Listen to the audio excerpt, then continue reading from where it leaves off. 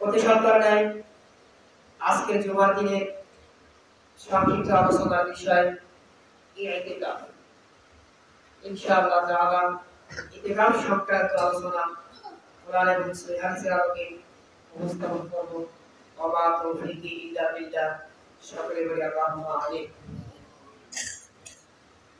আল্লাহ সুবহানাহু ওয়া তাআলা এই মাসে অত্যন্ত গুরুত্বপূর্ণ একটা আমল দিয়েছেন আমাদের জন্য, যেটা হচ্ছে ইতিকাফ। আমরা সারা বছর কিয়ামুল লাইল তথা তাহাজ্জুদ থেকে যদি আমরা পৃথক থাকি, রমাদানের 20 দিন যদি আমরা তাহাজ্জুদ না করে থাকি, কিন্তু দেখবেন যারা ইতিকাফের মধ্যে থাকবে বা যারা থাকতেছে তারা এই 10টা দিন অন্তত সালাতুল তাহাজ্জুদ করা আদায় করবে। সুতরাং এই তাহাজ্জুদ করার একটা স্পেশাল দিন আমরা পাচ্ছি ইতিকাফ।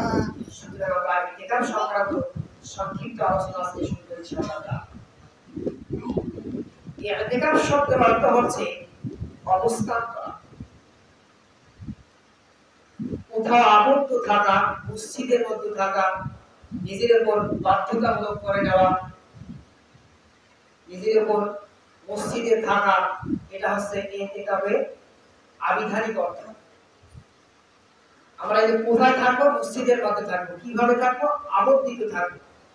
কিভাবে থাকবো? নিজের উপর বাধ্যতামূলক করে নেব। এটা হচ্ছে ইতিকাফ। ইতিকাফের পারিভাষিক সংজ্ঞা হচ্ছে, ইসতিলাহি সংজ্ঞা হচ্ছে সওয়াবের আশায় আল্লাহ সুবহানাহু ওয়া তাআলার সন্তুষ্টির উদ্দেশ্যে আল্লাহ সুবহানাহু ওয়া তাআলাকে রাজি খুশি করার জন্য মসজিদে অবস্থান করার নাম হচ্ছে ইতিকাফ। তাহলে শর্ত দেখেন, নিয়ত থাকতে হবে ইতিকাফে, সন্তুষ্ট করা লাগবে আল্লাহ সুবহানাহু ওয়া তাআলাকে, অবস্থান করতে হবে মসজিদে, তার নাম হচ্ছে ইতিকাফ। সুতরাং এই ইতিকাফ আমাদের জন্য আছে সুন্নতে মুক্কাদায়ে কিফায়া তথা সুন্নত ছিল রাসূলুল্লাহ সাল্লাল্লাহু আলাইহি ওয়াসাল্লামের জীবন দশায় যতগুলো রমাদান এসেছে আল্লাহ রাসূল সাল্লাল্লাহু আলাইহি ওয়াসাল্লাম তিনি রমাদানের ইতিকাফ করেছেন। সুবহানাল্লাহ। তবে একটা রমাদান একটু ব্যতিক্রম, আমরা সেদিকে যাচ্ছি না, তবে আমরা এটা মেনে নিব যে আল্লাহ রাসূল সাল্লাল্লাহু আলাইহি ওয়াসাল্লাম প্রত্যেকটা রমাদানে তিনি ইতিকাফ ছিলেন লাইলাতুল কদর তালাশ করার জন্য। কারণ লাইলাতুল কদর যার নসিবে থাকবে সে হাজার বছর ইবাদত করা অপেক্ষা চেয়েও গুরুত্বপূর্ণ একটা রাত সে পেয়ে যাবে। সুতরাং যারা ইতিকাফ আমরা থাকবো, যারা ইতিকাফ আমরা আসি, আমরা সকলেই লাইলাতুল কদর তালাশ করার চেষ্টা করব ইনশাআল্লাহ। এই যে আমরা ইতিকাফে থাকবো তার শর্তটা আসলে কোন কোন ব্যক্তিগুলো ইতিকাফ থাকতে পারবে? যারা দরকার আছে না? আচ্ছা, পাগলের জন্য কি ইতিকাফ? নাবালকের জন্য কি ইতিকাফ? নাকি বেদিক বেধর্মীদের জন্য ইতিকাফ? আমরা ইতিকাফে যে রাখবো এলাকাবাসীর মঙ্গলের জন্য তো রাখতেছি, যেহেতু সুন্নতে মুআক্কাদায়ে কিফায়া। যদি কেউ একজন এলাকার মধ্যে না থাকে তাহলে সমস্ত এলাকার মানুষ আমরা কি হয়ে যাব? গুনাহগার হয়ে যাব। সম্মানিত উপস্থিতি, ইতিকাফের শর্ত হচ্ছে তাকে সর্বপ্রথম মুসলিম হতে হবে, তথা মুসলিম, মুরতাদ, আহলে কিতাব তাদের জন্য ইতিকাফ বৈধ। এখন কেউ যদি ইতিকাফ মুসলমান অবস্থায় থাকা শুরু করে দিল, হঠাৎ মাঝখানে মুরতাদ হয়ে গেল, তথা ইসলাম থেকে খারিজ হয়ে গেল, ইসলাম থেকে বের হয়ে গেল, ওই ব্যক্তির দ্বারা ইতিকাফ পূরণ হবে না, আল্লাহ তাআলা তার কবুল করবে না, এলাকাবাসী তার দ্বারা গুনাহমুক্ত থাকতে পারবে না। সম্মানিত উপস্থিতি, 2 নম্বর হচ্ছে তাকে নিয়ত করতে হবে ইতিকাফের জন্য। ইতিকাফের সংজ্ঞা হচ্ছে তাকে নিয়ত থাকতে হবে আল্লাহ তাআলার সন্তুষ্টি লাভের জন্য সে ব্যক্তি ইতিকাফ করবে। 3 নম্বর, এই ব্যক্তিকে অবশ্যই বালেগ হতে হবে, সাবালেগ হতে হবে, নাবালেগ নয়। যদি 7-8 বছরের একটা বাচ্চা ইতিকাফ থাকে, হ্যাঁ মাশাআল্লাহ অনেক ভালো, আল্লাহ সুবহানাহু ওয়া তাআলা এভাবে তাকে প্র্যাকটিস করার মধ্যে দিয়ে হয়তো ভবিষ্যতে তার দ্বারা ভালো কিছু সম্ভব হবে, তবে তার দ্বারা ইতিকাফ পূরণ হবে না, সেই ইতিকাফের সওয়াব পাবে। সুতরাং প্রাপ্ত বয়স্ক মানুষের জন্য এই দুটা।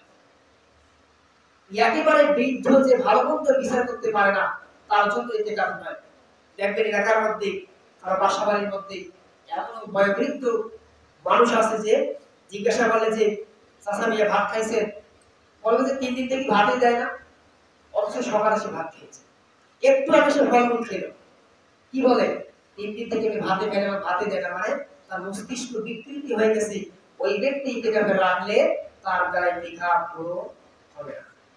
সুতরাং ইতিকাফের যে শর্তগুলো আছে অবশ্যই আমাদের জানা অত্যন্ত জরুরি এবং প্রয়োজনীয়। ইতিকাফ করার জন্য আমাদের পবিত্র অবস্থায় আসতে হবে। যদি কারো ফরজ গোসল থাকে সেই ফরজ গোসল সেরে আসতে হবে। যদি মহিলা মসজিদে ইতিকাফ থাকতে চায়, যদি ব্যবস্থা সমাজ ব্যবস্থা থাকে, তাহলে তাকে হায়েজ অথবা নিফাস থেকে পবিত্রতা অর্জন করে আসতে হবে। হায়েজ এবং নিফাসের যা রক্ত নির্গত হয় তার জন্য ইতিকাফ শুনতে হবে না। তবে ইস্তেহাজা নামক একটা কথা আছে, যার কন্টিনিউ রক্ত নির্গত হয় তার জন্য ইতিকাফ হবে। তবে মসজিদ যেন নাপাক না হয় তার সেই ব্যবস্থা তাকে করতে হবে। আমাদের আয়েশা রাদিয়াল্লাহু তাআলা আনহা রাসূলুল্লাহ সাল্লাল্লাহু আলাইহি ওয়াসাল্লামের একজন স্ত্রীর ইস্তেহাজা অবস্থায় ছিল। তিনি বলেছেন যে আমরা তার নিচে ভাণ্ড দিতাম, পানি দিতাম, যেন রক্ত দ্বারা মসজিদ অপবিত্রতা অর্জিত না হয়, মসজিদ যেন অপবিত্র না হয়। সুতরাং এই দিক থেকে সাবধান থাকতে হবে।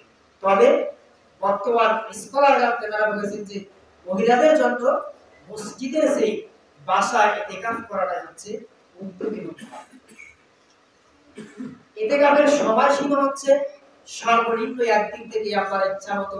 তবে রমাদানে রাসূলুল্লাহ সাল্লাল্লাহু আলাইহি ওয়াসাল্লাম লাইলাতুল কদর তালাশ করার জন্য প্রথমে তিনি ছিলেন একেবারে গোটা রমাদান, তারপরে ছিলেন 20 দিন, তারপরে জিবরাইল বললেন প্রথম দশকেও নয়, মাঝের দশকেও নয়, ইয়া রাসূলুল্লাহ সাল্লাল্লাহু আলাইহি ওয়াসাল্লাম আপনি শেষ দশকে লাইলাতুল কদর তালাশ করুন, কারণ আল্লাহ সুবহানাহু ওয়া তাআলা শেষ দশকে যে কোনো বেজোড়া রাত্রিতে লাইলাতুল কদর তথা হাজার মাসের যে উত্তম রাত্রি নির্ধারণ করে দিয়েছেন।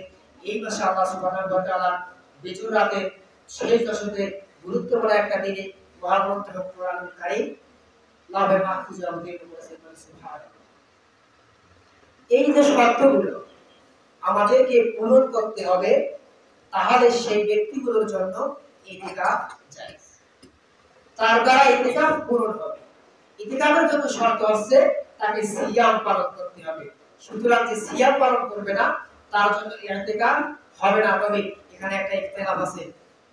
রাসূলুল্লাহ সাল্লাল্লাহু আলাইহি ওয়াসাল্লাম যে বলেছে একবার ইতিকাফ মিস করেছেন, তিনি সেটা রমজানের বাইরে ছিলেন, ঈদের দিন নাকি ছিলেন, তিনি রোজার ঈদের দিন তাকে হারাম ইতিকাফ ছিলেন না, মানে সিয়াম ছিলেন না। সুতরাং কার এই যুক্তি দেয় যে ইতিকাফ ছাড়া রোজা ছাড়াও ইতিকাফ হবে, এটা সেই ইখতিলাফি মতভেদ। সুতরাং আমরা এদিকে যাচ্ছি না। ইসলাম মানে ইখতিলাফ থাকবে, কোনো সমস্যা নাই। যেটা আমাদের কাছে সুবিধা মনে হয়, আপনার কাছে ভালো মনে হয়, আমলযোগ্য গ্রহণযোগ্য মনে হয়, আপনি সেই মতটাকে গ্রহণ করবেন ইনশাআল্লাহ তাআলা। ইতিকাফ থাকার জন্য মসজিদ হতে হবে শর্ত। তবে শর্ত এখানে দুইটা। মসজিদ হচ্ছে দুইটা, একটা হচ্ছে জামে মসজিদ যেখানে শুক্রবারে নামাজ আদায় করা হয়, আর একটা হচ্ছে ওয়াক্তিয়া মসজিদ। সহিহ হচ্ছে, শুদ্ধ হচ্ছে জামে মসজিদে ইতিকাফ আদায় করা, কারণ যদি ওয়াক্তিয়া মসজিদে ইতিকাফ করে তাহলে সেই ব্যক্তিকে জামে মসজিদে ইতিকাফ করার জন্য আসবে। সুতরাং তার ইতিকাফটা দুর্বল হওয়ার সম্ভাবনা আছে, কারণ সে মসজিদ থেকে বিনা প্রয়োজনে বাইরে যাবে। তবে কেউ বলেছেন যে যদি ওয়াক্তিয়া মসজিদে ইতিকাফ করে তাহলে তার দ্বারা ওই ইতিকাফটা পূরণ হবে, মাসআলা ইখতিলাফ। সুতরাং যেহেতু আমাদের জামে মসজিদ, সুতরাং তারা থাকবে, এটা হচ্ছে শর্ত। তারপরে হচ্ছে যে ঘিরার ব্যাপারটা, ঘিরার ব্যাপারটা আছে, এটা হচ্ছে মুস্তাহাব একটা বিষয়। মুস্তাহাব মানে করলে ভালো, না করলে কোনো প্রকার গুনাহ নেই, এটা হচ্ছে মুস্তাহাব।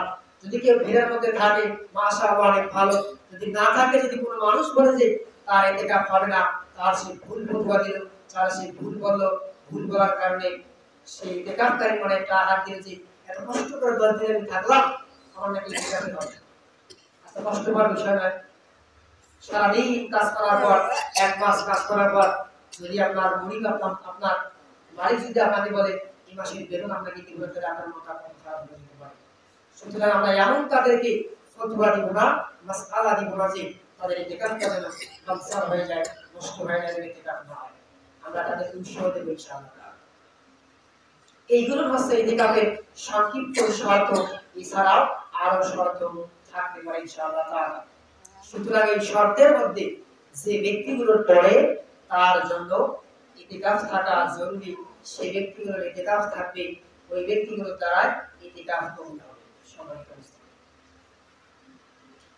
এখন ইতিকাফ থাকার উপকারিতা বা ইতিকাফ থাকার গুরুত্ব জানা দরকার আছে না? এখন আমরা সংক্ষিপ্ত শুনবো ইনশাআল্লাহ তাআলা ইতিকাফের গুরুত্ব তথা ইতিকাফের উপকারিতা। যে ব্যক্তিগুলোর ইতিকাফ থাকতেছে সেই ব্যক্তিগুলোর পৃথিবীর সমস্ত কিছুকে উপেক্ষা করে একমাত্র আল্লাহ সুবহানাহু ওয়া তাআলাকে রাজি খুশি সন্তুষ্ট করার জন্য মসজিদের মধ্যে চলে এসেছে। 10টা দিনের জন্য সে আল্লাহ তাআলার সাথে সম্পর্ক স্থাপন করার জন্য আসতেছে। 10টা দিনের জন্য, 10টা রাতের জন্য, রমাদানের শেষ দশকের জন্য স্ত্রী, তার ব্যবসা, তার সংসার, তার বাণিজ্য, দুনিয়ার যাবতীয় কিছুকে সে পৃথক করে একমাত্র আল্লাহ সুবহানাহু ওয়া তাআলাকে সন্তুষ্টি করার জন্য মসজিদের মধ্যে এসেছে। সুবহানাল্লাহ। আব্দুল্লাহ ইবনে আব্বাস রাদিয়াল্লাহু তাআলা আনহু তিনি বলেছেন, রাসূল সাল্লাল্লাহু আলাইহি ওয়াসাল্লাম বলেছেন, যদি কোনো ব্যক্তি আল্লাহ সুবহানাহু ওয়া তাআলাকে রাজি করার জন্য, আল্লাহ সুবহানাহু ওয়া তাআলাকে রাজি করার জন্য, সন্তুষ্টির জন্য, গুনাহ মাফের জন্য, নেকি অর্জনের জন্য একদিন ইতিকাফ করে, কয়দিন? মাত্র একদিন ইতিকাফ করে, ওই ব্যক্তির জন্য আল্লাহ সুবহানাহু ওয়া তাআলা জাহান্নামকে 3 খন্ডক পরিমাণ দূরত্ব সৃষ্টি করে দেন। বলি সুবহানাল্লাহ। কয় খন্ড? 3 খন্ড। আর এক খন্ডকে দূরত্ব হচ্ছে পূর্ব থেকে পশ্চিম পর্যন্ত ব্যবধান ভারত। পূর্ব থেকে পশ্চিম পর্যন্ত যদি ব্যবধান হয়, তাহলে কত দূর পর্যন্ত ওই ব্যক্তির জন্য আল্লাহ সুবহানাহু ওয়া তাআলা জাহান্নামকে দূরে সরিয়ে নেবেন। শুধু একদিন মাত্র ইতিকাফ করার জন্য।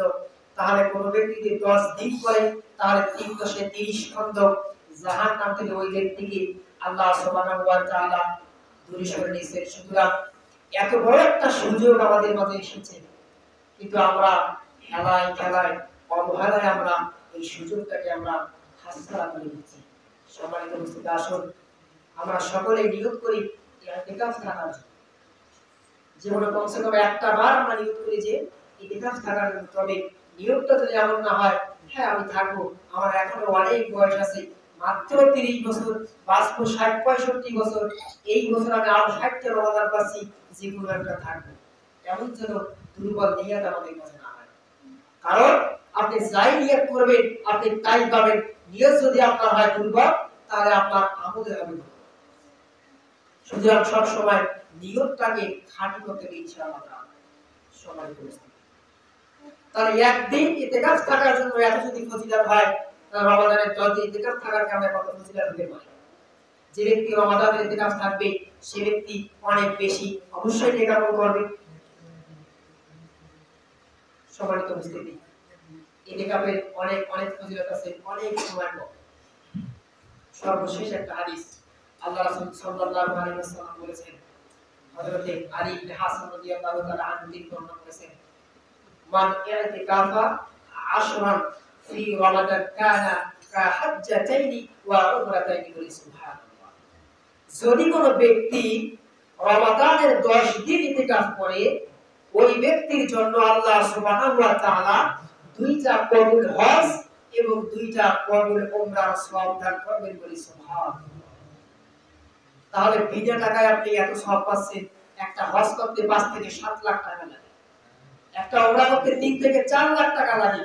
এই যে টাকা ছাড়া 10টা দিন আপনি আল্লাহর ঘরে থাকবেন, আপনি আমল কাম করতেছেন, আপনি ইত্যাদি কোরআন তেলাওয়াত করতেছেন, এবং এই যে কবুল হজ এবং উমরা বাইহাকী শরীফের হাদিস দ্বারা প্রমাণিত আপনি তা পেয়ে যাচ্ছেন।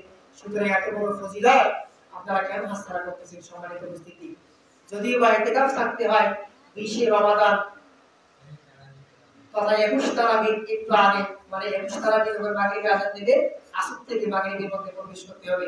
আজকে প্রবেশ করতে হয় যেহেতু তারা কালকে প্রবেশ করতেছে, সুতরাং তার এক্সট্রা একটা নফল কি হবে, ইতিকাফের সওয়াব তারা পেয়ে যাবে ইনশাআল্লাহ তাআলা। রমাদানের ইতিকাফ সুন্নাহ থেকে শুরু হয়ে যাবে, তারা সুন্নতে মুক্কাদায়ে ইতিকাফ তারা সওয়াব পেয়ে যাবে ইনশাআল্লাহ তাআলা। আসুন আমরা সকলেই তাদেরকে উৎসাহ দান করি, তাদের প্রতি আমরা সহযোগিতা আচরণ করি, যেন আল্লাহ সুবহানাহু ওয়া তাআলা তাদের ইতিকাফ কবুল করার মাধ্যমে আমাদের মহল্লাবাসীদের উপর খাস রহমত বর্ষণ করে। ওয়া মা আলাইনা ইল্লাল বালাগ।